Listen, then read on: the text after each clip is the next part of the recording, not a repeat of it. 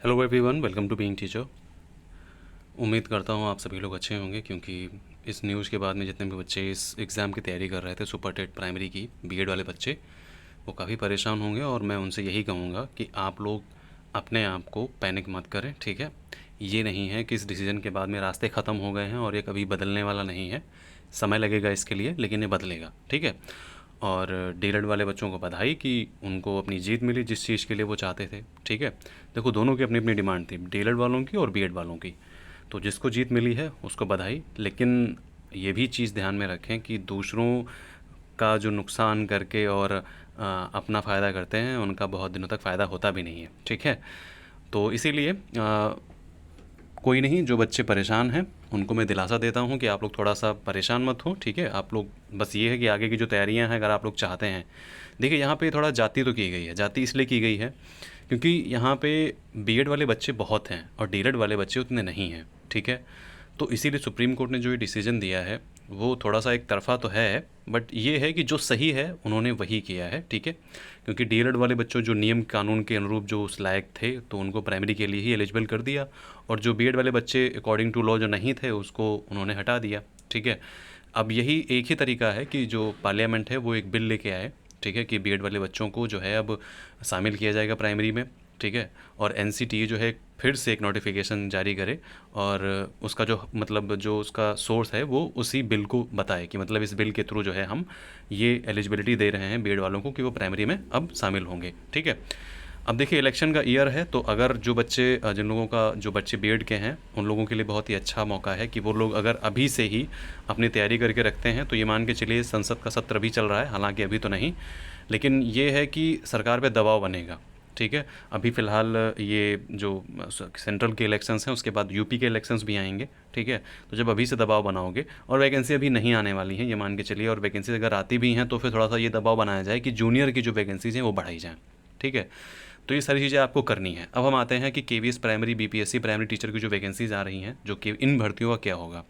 देखिए, इन सब पे स्टेट लग जाएगा, ठीक है। बीपीएससी के जो बच्चे जो एग्ज़ाम देने जा रहे हैं प्राइमरी के लिए, बीएड वाले बच्चे, वो दे आएँ, देने में कोई वो नहीं, क्योंकि देखिए नियम है, नियम बदलते रहते हैं। तो मैं यही बोलूँगा कि आप एग्ज़ाम दे के ज़रूर आएँ, ठीक है। और एग्ज़ाम देने के बाद में आप जब एग्ज़ाम दे के वापस आएंगे, ठीक है, तो आपको थोड़ा सा ये रहेगा कि आप एक उम्मीद रखिए, क्योंकि उम्मीद पे ही दुनिया कायम है, ठीक है। तो इसीलिए आप लोग बिल्कुल परेशान मत होइए, क्योंकि अगर आप परेशान होंगे तो उससे कोई भी चीज़ें नहीं होने वाली हैं। और ये बात केवीएस प्राइमरी की, तो अब उसका रिज़ल्ट जो आएगा उसमें जो बीएड वाले बच्चे हैं उनको मुश्किल है जो लिया जाए, ठीक है। और उम्मीद है उस पर शायद स्टे भी लग जाए। तो अब बीएड का जो रिज़ल्ट है जो प्राइमरी का, वो केवीएस का, वो थोड़ा सा अब और ही डिले होगा, ठीक है। तो इसीलिए जो बीपीएससी प्राइमरी टीचर का है, इसमें जो बच्चे देना चाहते हैं वो बिल्कुल दे के आएँ, और जिन लोगों का मन नहीं है वो ना जाएँ, ठीक है, या जिनकी तैयारी नहीं हो पाई है, क्योंकि अब डिसीजन आपके सामने है। एक तरह से मान के चलिए कि बीएड वाले बच्चों को नहीं ही लिया जाएगा, बट अभी कुछ कहा नहीं जा सकता है। अभी भी सिर्फ ये जो रिज़ल्ट आया है, जो सुप्रीम कोर्ट का डिसीजन आया, आप जानते हैं कि सुप्रीम कोर्ट के डिसीजन को भी पलटा जा सकता है, ठीक है। तो इसीलिए उस पर बस उसका सब एक ही रास्ता है कि एक बिल लेके आया जाए, एक विधेयक लेके आया जाए, ठीक है। और उसी विधेयक, उसी बिल के अकॉर्डिंग जो है सुप्रीम कोर्ट का जो निर्णय है उसको बदला जा सकता है, ठीक है। अब बहुत से बच्चे ये क्वेश्चन करेंगे, सर जो यूपी में जो शिक्षक भर्तियां हुई थी 2019 में, जो बीएड वाले बच्चे ले गए थे, उनका क्या। देखिए, उन लोगों की बहाली जो हो चुकी है उस पर अब जो हस्तक्षेप नहीं होगा, ठीक है।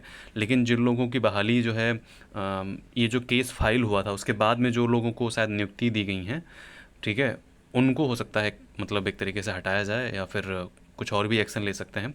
लेकिन फ़िलहाल में जो अपकमिंग वैकेंसीज़ आ रही हैं प्राइमरी के लिए, उनके लिए जो बीएड वाले बच्चे हैं वो एलिजिबल नहीं होंगे। चाहे आप सीटेट का देख लें रिजल्ट प्राइमरी का, और चाहे आप किसी और का देख लें, तो सब में यही स्टे लगा हुआ है और ये कहा गया है कि सुप्रीम कोर्ट के अधीन है जब तक कि उनका निर्णय नहीं आ जाता है, ठीक है। तो अब अगर उन्होंने मतलब डिस्क्वालीफाई कर दिया है प्राइमरी से बीएड वाले बच्चों को, तो ये मान के चलिए कि अब बीएड वाले बच्चे जब तक के लिए डिस्क्वालीफाई रहेंगे जब तक कि कोई नोटिफिकेशन जो या कोई बिल है वो नहीं आ जाता, ठीक है। तो इसीलिए आप लोग थोड़ा सा इंतज़ार करें, ठीक है, क्योंकि कहते हैं ना कि मतलब इंतज़ार करें तो उसका फल मीठा होता है। हालांकि अभी तो जो इंतज़ार हुआ है वो तो बीएड वालों के पक्ष में गया है, लेकिन ऐसा हमेशा नहीं होगा, सॉरी बी डीएलएड वालों के। और ऐसा हमेशा नहीं रहेगा कि डीएलएड वाले हमेशा जीतेंगे या फिर बीएड वाले हमेशा जीतेंगे। कभी जीत कभी हार लगी रहती है, लेकिन अभी फ़िलहाल के लिए मतलब जो रिज़ल्ट आया है वो थोड़ा-सा जो है दुखदायक है, क्योंकि बहुत से बच्चे, मैं आपको दिखा दूँ, देखिए ये मतलब लिखा है सर दोनों को शामिल करना चाहिए था। मतलब बहुत से बच्चे, ये आप देख सकते हैं, कोई स्टूडेंट है वो 2 साल से तैयारी कर रही है। मेरी खुद की सिस्टर 3 साल से बाहर तैयारी कर रही है, और जब ये डिसीजन सुन रहे हैं तो काफ़ी लोग बहुत परेशान हैं, बहुत ज़्यादा परेशान हैं। तो इसीलिए मैं बस यही सुझाव दूँगा कि कोई भी गलत कदम मत उठाना आप लोग, ठीक है? और उम्मीद करिए कि जो आने वाली वैकेंसीज़ हैं, ठीक है? उसमें जो जूनियर की वैकेंसीज़ हैं वो ज़्यादा रहें, ठीक है? और सरकार को भी इस चीज़ का ध्यान रखना चाहिए। तो है नहीं कि सरकार कान बंद करके बैठी है, उनको भी इस चीज़ का ध्यान रखना चाहिए कि मतलब जो हो रहा है उस पे उनका कोई ना कोई तो एक्शन होना चाहिए, वो कोई ना कोई तो जवाब वो दें, ठीक है? क्योंकि सरकार की भी एक जवाबदेही बनती है। जो एक्शन जो सुप्रीम कोर्ट ने लिया है उस पे सरकार को भी कुछ ना कुछ जो है टिप्पणी करनी चाहिए, और आगे क्या उनको करना है वो चीज़ भी है जनता को जो मतलब जो बच्चे हैं उनको बतानी चाहिए, जनता को बतानी चाहिए। क्योंकि सिर्फ बच्चे नहीं परेशान हैं, ठीक है? माँ बाप भी परेशान हैं, क्योंकि जिस डिसीजन से, इस डिसीजन से बच्चों का नुकसान नहीं, माँ बाप का भी नुकसान है, क्योंकि उन्होंने बच्चों को बाहर रख के पढ़ाया हुआ है, ठीक है? तो इसीलिए आप लोग अपने कमेंट्स करके बताएं कि आप लोग क्या चाहते हैं, और ज़रूरी है अपनी आवाज़ उठाना। अगर आज भी आप आवाज़ अपनी नहीं उठाएंगे तो ये मान के चलिए कि बहुत प्रॉब्लम होने वाली है, ठीक है? अगर आज आप अपनी आवाज़ नहीं उठा रहे हैं तो ये मान के चलिए सबसे बड़ी कमी आपकी है। आप अपनी आवाज़ उठाएं और कमेंट्स करें, भर भर के कमेंट्स करें, ठीक है? ताकि मैं इन कमेंट्स को स्क्रीनशॉट लेकर के ट्विटर पे टैग करूं, ठीक है?